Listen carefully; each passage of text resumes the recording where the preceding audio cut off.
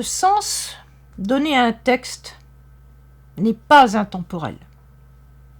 Chaque lecture est de son temps. Nous revenons encore sur cette idée de la pluralité des lectures, car c'est en fait quelque chose qui est très difficile à admettre quand on se situe, je dirais, dans le confort de sa croyance, et que ce à quoi on croit, on le tient pour une vérité que l'on s'imagine être intemporelle.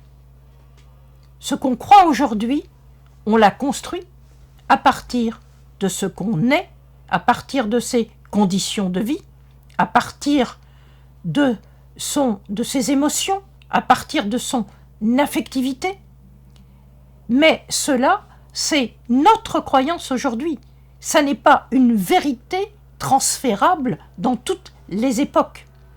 Et il faut se dire que des gens avant nous ont donné un sens à leur croyance qui, très certainement, n'est pas celui que nous leur donnons aujourd'hui.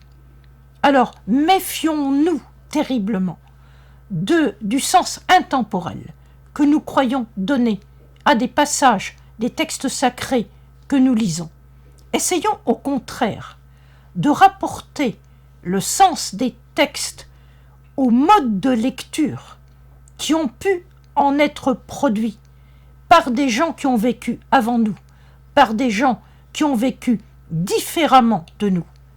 Et dites-nous, et disons-nous d'ailleurs, que dans les sociétés du futur, des gens après nous liront sans doute les mêmes textes d'une façon différente de la nôtre.